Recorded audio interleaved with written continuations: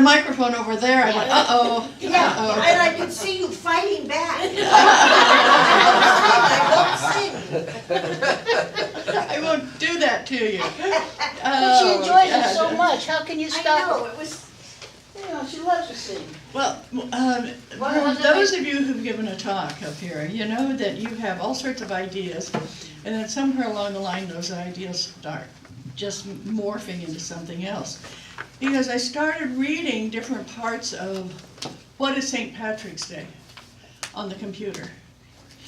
And I don't know about the rest of you, but you get kind of lost when you do that. Because one thing I was reading was presented from the Druidic side of what had happened. They had a very good religion, and they were doing very well in Ireland. And then I read the Catholic side of the story, and they were saying, but those pagans over there don't know what they're doing, and we need to bring Christianity. And it's kind of like watching a football game. You don't know which side to root for, you know? I was watching Notre Dame at its worst. And the more I read, the more interesting it became. Because and some of these names that I'm going to mention, I'm sure Dr. Eileen can help me with it, but King Niall, Nial, was a wonderful chief, and he was the head of the Druids. And they had sent out and said that they needed more people to help. Well, that sounds like that's nice. We're going to go to other countries. We're going to go to Wales, and we're going to go to Scotland. We're going to bring people over here. Well, they were also bringing slaves over, so that changes the tone to that, and you think, wait a minute, what's going on here? Well, anyway, this young man, well, I'll call him Patrick because his given name I can't pronounce, but it was Patrick as we got to know him. He was kidnapped and brought over to Ireland. Well, he had been raised in a Catholic family. What was interesting, his father was Catholic, and his grandfather was Catholic, which immediately, where did it send me? When did that happen? When did it say that it was okay for priests to marry? And that was in 1123, so that's been, I always thought it happened from the time that Catholicism began, but it didn't. And I went, well, isn't that interesting to have you being, the family business is being, being a priest. And so as I said, took me off on another place. So when Patrick was in Ireland, he was learning how to not only speak the Celtic language, but he honored the Druids. So here he is getting this new education, not like what he was raised from, but he started having dreams and visions of helping all people. And the dreams were very prophetic, in fact.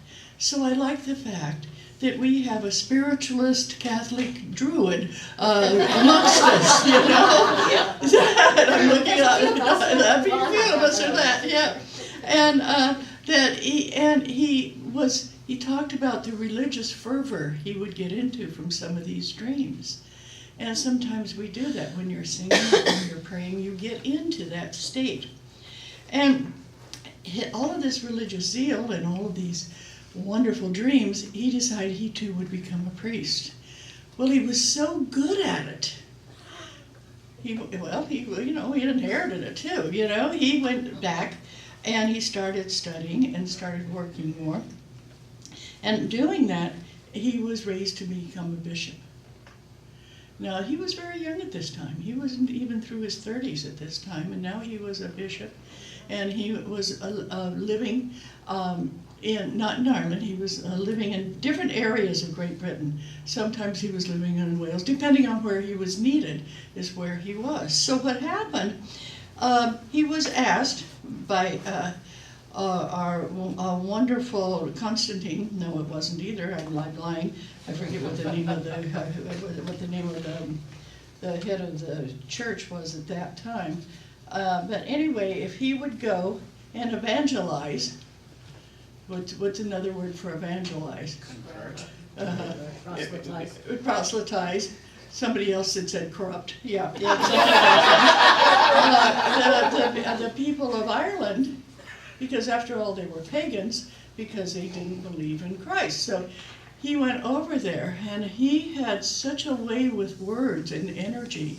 It said that when he got there, he was 33 at this time, that in 3 years they said that he had changed the religion of Ireland to Catholicism.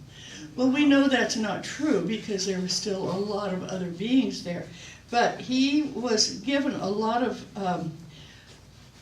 good energy from Great Britain, and they were saying, hey, you're doing a good job. Well, King Niall, somebody said, well, what do you think of this man who's here? And look at what he's doing. He's taking your people away.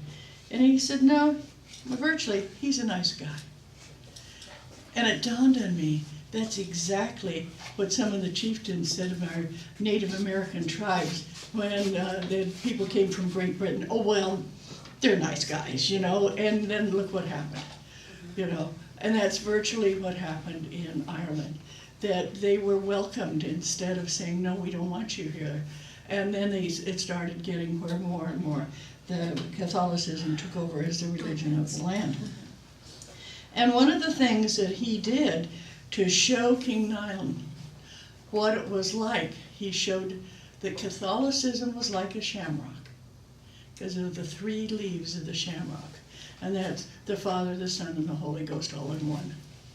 And the king went, well, that's interesting, and could understand what he was talking about. And that's also one of those things that, being raised Catholic at one time in my life, that I always fascinate me how you could have 3 in 1. And that's the way they would explain it. And that's why the shamrock is so well known of Ireland. Not only do they have a lot of shamrocks growing, but it's a way of explaining Catholicism to the people. And so that's what happened. And he also, what happened is that he not only kept bringing people in, he started legends. And for many of you have heard the legend of St. Patrick getting rid of the snakes in Ireland. He chased them all out. Well, there weren't any. And since you know, the last cold snap we had, which froze out a lot of different beings, namely the snakes in Great Britain, there were no more snakes there if there ever had been. And what it was referring to is one of the symbols of the Druidic people is a serpent. And so it was him helping stomp out the Druidic religion. And that's what happened. So that's when they're talking about getting rid of the snakes. And that symbology has been researched and researched. And the last thing I read was written in March of 2019, where they said this is what they finally have decided that getting rid of the snakes meant. There were so many other things that they said that St. Patrick did that he didn't really, okay? Because when they say he converted all the people, he didn't. The people just said, well, this is an interesting thing you brought in, we'll just look at it. And a lot of them weren't converted, and you can see that when you go to Ireland. Because there was a Brigette well, or a St. Bridget's well. They just took the philosophy of their Druids and then just connected it with the Catholicism. But there's still that underlying energy there. And when you walk on the fields, you can feel it. You can feel the goddess in everything. And when I went to Newgrange, and they showed, I don't know how many of you know about Newgrange, but that's where they have this wonderful cave. Yeah. Have you been there, Smitty? Yes. Yeah, and isn't it amazing? It is. What was your reaction there? These people had a knowledge that we've lost. Mm-hmm. And they knew values that we have yet to learn. Right. Very well said. Yeah. Yes, Kathleen? I haven't been to Ireland, I'd like to go someday, but in Spain, last summer, in this town, there was the Festival of San Juan, and it was on the summer solstice, and there were bonfires like on every hillside, and it was a Celtic music band that was playing. Right, right. And it's like you throw your regrets. So I just had this feeling that, like, fire on the Feast of San Juan, you know, was more related to a fire Right. time prior to.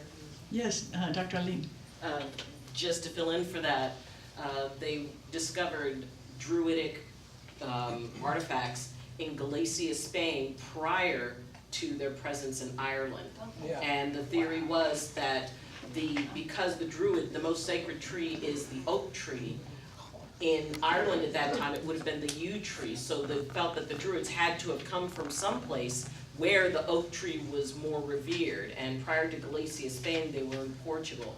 So there was this whole route where the Druids went, and now they're finding more and more artifacts that showed that, you know, it's like, oh my gosh, the Druids were here before this, well, they were here before that. So it's a very interesting path. And, yeah, and so there's still some do they still have Druidic gatherings in Spain? Yes, in fact, it was Pope John Paul who finally lifted the bounty on Druids. Wow. And there was an official end to the church's, you know, condemnation of them. Now, you will still never find mistletoe in any church at Christmas, but they... Ours. Yeah, ours, yeah. Come on, stand Well, up, any Catholic- people can't hear you in the Yeah, back. any Catholic church. But it's, he decided, no, it's not worth it, you know, they don't deserve it. So it was actually made available that people could practice Druidry in the open. Okay, thank you. Yes, Chris. So just in terms, two quick things. One on the Trinity and the Shamrock.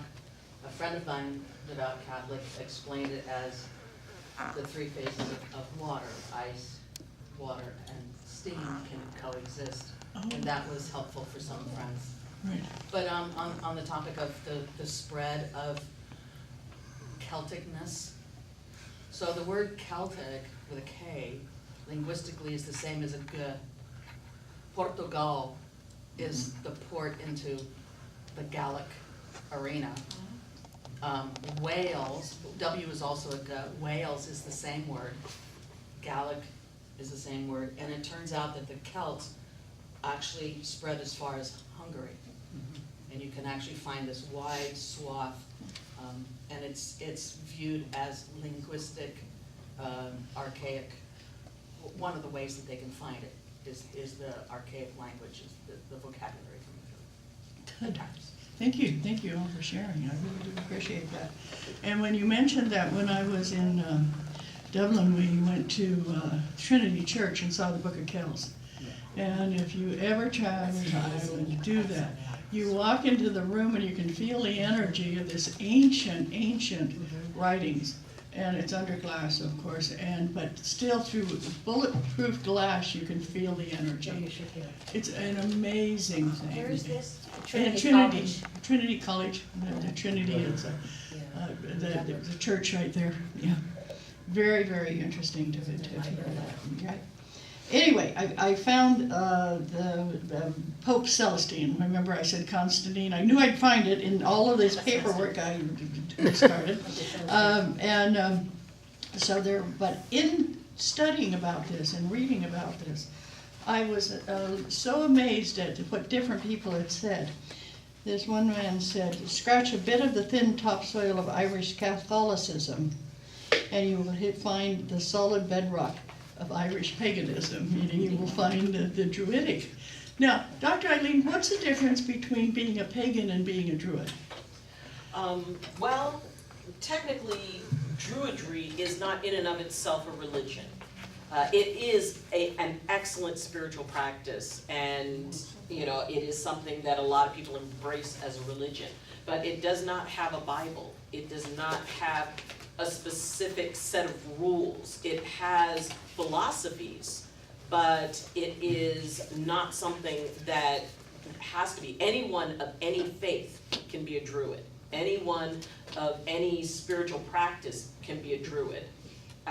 There are pillars of Druidry, that there is spirit in all things, that there are multiple worlds and multiple realities, that there are multiple lifetimes, and that we honor our ancestors. And I know a lot of faiths that work that into it. Yeah. So, where, say, like Wicca is a religion, that is established as a religion. So, basically it is that it is a vocation, it is a calling, and it can be a spiritual practice. Would you say that as far as it relating to paganism, that if you're a Druid, that it's closely related to paganism, but so is Wicca, and so is Goddess, and so are these Yes. other things? I mean, it's, as opposed to a standard organized established religion that has a specific dogma that goes with it. It would fall under that category for those who practice it as a religion, yes. It falls much more under the realm of shamanism. So a shaman is not considered to be a part of any particular religion, yet they hold that place of spiritual leader and spiritual guide and spiritual teacher in their communities. Good, yes, Well, it just, Annie. I read somewhere that pagan actually Stand up, means, people can't hear that you. pagan actually means people of the country, people who live in the country. That they live off the earth, basically. It's not really, paganism isn't a religion. Jews were known as pagans in the very, very beginnings of time. Because they lived in the country, and they also traveled together. They also were like tribes that moved. Very connected And to the yeah, land. yeah, and a lot, and Catholicism, in my knowledge, a lot of it was created to help bring the earth, the people that were pagans of the country who had their own celebrations. They brought about, kind of incorporated the Wheel of the Year, that the Druid honors, as well as the Wiccans, or a lot of people in goddess energy and so on of the Wheel of the Year. And that really, a pagan is somebody who lives in the country. If you look it up, that's the literal translation of it in the dictionary. And, hang on one second, Jack.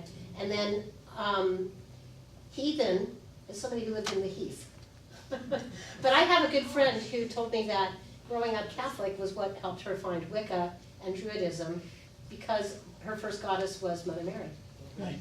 And so there you have it, the saints and the gods and so on. And so, wasn't it interesting that in this country, the places that were, they would meet in groups quite often, and they met in a circle, and then that's where the church went. Yes. Because they had found that was very holy ground. And so they took that. And it not only embraced, but it absorbed so many different things. And the divinities that they worshipped became saints. Also, the holy sites were maintained by priestesses, but then they became maintained by nuns. So when you look into that, it was very interesting how everything all came together. Yep. And brought this wonderful country. Yes, Kathleen? Yeah, No, you along said with that, I had heard also that pagan does mean a person from the country, and it got associated with like the older religions because they were saying they didn't get the story, like the people in the cities were getting the story of Christianity earlier or whatever, and like those people just weren't, Right. in closer contact. So that's why I love talking about Brigette's healing well, because this was one of those places that she became. Brigitte became, Bridget became, a saint. And when she was, when they buried St. Patrick, they put him in with St. Brigette's, the holy relics. And those holy relics, those bones are what they use when they proclaim somebody as a saint. Then they have those holy relics in there, the bones of them. And so there were not only Patrick and Bridget, there were a few others that they kind of put in there to use for their canonization. So it was very, very interesting to read about this. But we know that the divine presence is in everything. What? Whatever the divine presence is that you feel, Say what? it's in everything. So whether it's declared a holy place, or whether it's a church, or whether it's a mosque, or whether it's a synagogue, there's a holy presence in there. And I'd like to take this moment for us all to just bow our heads for Christ Church. I can't talk about without crying. The fact that we lost 50 people, Islamic people, by somebody who felt they didn't deserve to be on the planet. So please just bow your heads. Take a nice deep breath. And visualize the spirits of these people who were sitting in a place they felt divine. And someone came in and shortened their lives. And bless these beings. And also bless the perpetrator for having so much hate and anger. And know that each one of us is connected with those who were taken and those who are still here. And so it is. Well, so as you can see what my last night was like, going through all of this, picking up little bits of things and going, oh, that's like what St. Patrick was doing. He was going into a place, but he wasn't doing it at that point when St. Patrick, later on the Catholic Church got pretty angry about these people, but when Patrick was doing it, it was more, well, we're just bringing you the good news, we're just talking to you about it, and it didn't seem to be near the horrendous things that got on later on. So, the one thing I took from all of this work that I did, as I said, I've got papers and papers and papers here, was don't say it's St. Patty's Day. It's St. Patrick's Day, and so we want to honor it with the respect it needs to be able to do that. Well, one of the things that was a side note was the superstitions that they have in Ireland. And many of us, how many of you have some Irish history? Yeah. I have Irish name. You have an Irish name? That's just as good. In our ancestry? In an ancestry, yeah, yeah. My maiden name was Falls, and the O Falls came over from Ireland. So I thought, boy, they'll put an O in front of anything. It was kind of interesting to see that. O'Grotsky, that would be interesting. O'Grotsky, and but I was fascinated by the superstitions that happened, and like knock on wood. Knock on wood. Yeah, and that is to honor the spirit of the tree, which I was like, isn't that great? Yes, Patty. The interesting part is I have a dog now, and if I knock on wood, immediately she starts barking. I mean, it's like I'm calling all the spirits or something. Because I thought, oh God, this. I mean, I've never had a dog that knocked on wood and I had a reaction from it. And so Like somebody's at the door, somebody's at the door. Yeah. Lassie's in the well. No, Timmy's in the well. I know which one was in the well. But so, how many of you have looked for a four-leaf clover? How many of you found it? How many found one? His name is It's Simon. about one in every 10,000. So if you found one, think of yourself as lucky. Were you ever taught that you shouldn't walk under a ladder? Oh, yeah. Yeah, yeah. What other superstitions? Salt over your shoulder. And it was over your left shoulder. Yeah. What else? Step on a crack. Don't step Oh, on a don't crack. step on a crack. Can you think of any others? Oh, black cat. Black cat, yeah. What else? Splitting a pole, two people walking on each side, don't split a pole. Oh, that's yeah, right. that's very The bread and good. butter one? Oh, Yeah. bread and butter? I guess that's not. Yeah, I when don't people read it separate, that when people walk Absolutely on hate one it. side of, two sides Yeah, of and you say bread and butter, yeah, yeah, When you yeah. have an argument. Birds coming into your house. Oh, yeah, that's a bad omen. Yeah, there, how about break a leg? They use Drop a in- knife. Yeah, there are so That means many. having company. What about chewing on a piece of thread while you're sewing? If you're sewing? Oh, hey, I was brought up My in mother a used to very sew on superstitious buttons. Irish family. And Yeah. there wasn't one we missed. My mother would sew on a button while I'm still wearing the shirt, she'd be sewing the button back on. She'd have me chew a piece of thread to keep the needle from poking me while she was. Oh, how interesting, I've never heard that one at Yeah. all. I haven't heard that one either. Friday the 13th, Oh, yeah. And how about wearing the same bowling shirt, or wearing the same shirt when the Warriors win, or, wearing something? Yeah. Yes, Dr. Ling. The idea that you never watch someone walk out of sight because that means you'll never see them again. Oh, I've never heard of that. Wow. Did you hear that? You don't watch somebody walk out of sight because it means you'll never see them again. What about black cats crossing Black the path? cats, yeah. How about breaking a mirror? Oh, yeah. Yeah. Well, that's just bad luck. What about, watching the dog poop and you get sickness in your eyes? Whoa, where Weird stuff. Never heard that before, but okay. I never wanted to watch a dog poop anyway. Yeah, itchy paw means you're getting money, yeah. And so when you think of those today, go, oh, thank my Irish heritage for a lot of those superstitions. But what else do you think of when you think of the Irish? Potatoes, beer, Beer, passion, poetry. Notre Dame football. Notre Dame football, yeah, what else? How about humor? Oh, yeah. Leprechauns, Rainbows. green. Yeah, I've got one of these because it seems to tie rainbows, unicorns, many things. A typical Irish joke. McQuillan walked into a bar and ordered martini after martini, each time removing the olives and placing them in a jar. When the jar was filled with olives and all the drinks consumed, he started to leave. "Excuse me," said a customer, "what was that all about?" "Nothing," he replied, "my wife just sent me out for a jar of olives." That's that Irish humor. Yes, I've got that one. Two Irishmen walked out of a bar. It could happen. It could happen.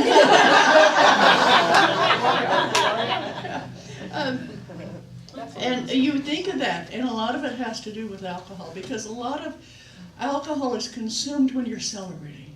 And that's one thing about the Irish. Whether it was a Druid celebration, there was some alcohol involved. If it was a Catholic celebration, there was some alcohol involved. But that's true of just about every culture.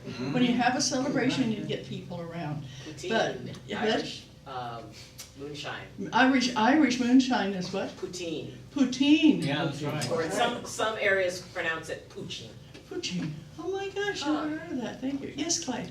Yeah, do you know why alcohol became so popular? Because water wasn't? The water was the sake of water, and then they made something that you could nourish the body. Right, to nourish the body, yeah.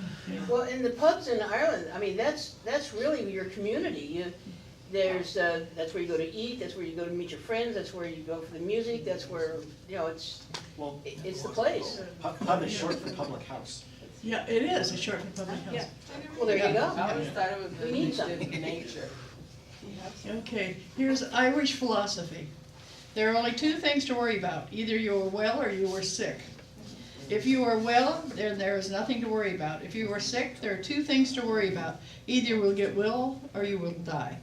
If you get well, there's nothing to worry about. If you die, there are two things to worry about. Either you go to heaven or you go to hell. If you go to heaven, there's nothing to worry about. But if you go to hell, you'll be so busy shaking hands with your friends, you won't have time to worry. I was thinking for that because I gave that to Courtney on a magnet when And so I want to thank you so much for being here. I had so much fun researching this because I tried to look at it from both sides. The side of the Druids and the side of the Catholics. And try to find the best in both of them.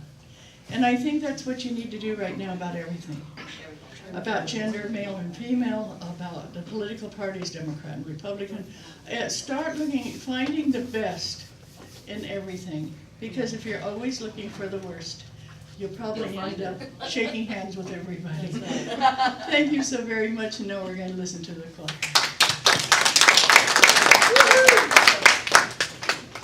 Yay! It's me again.